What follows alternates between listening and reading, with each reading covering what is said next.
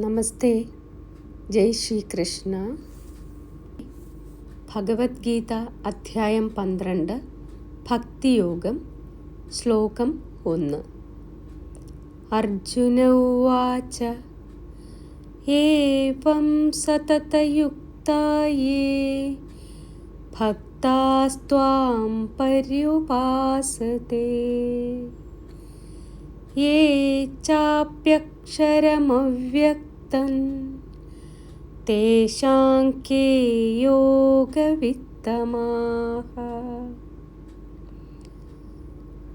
ഇവിടെ അർജുനൻ ശ്രീകൃഷ്ണനോട് ചോദിക്കുന്നു,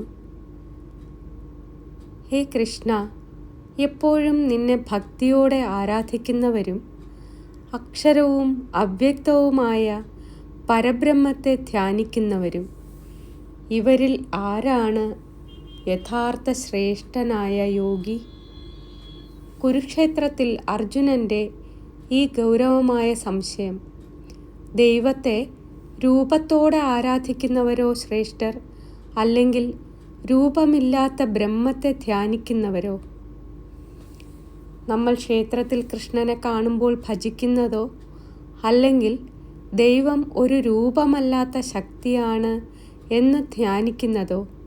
ആരാണ് യഥാർത്ഥ യോഗി?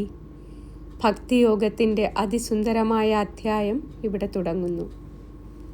നന്ദി.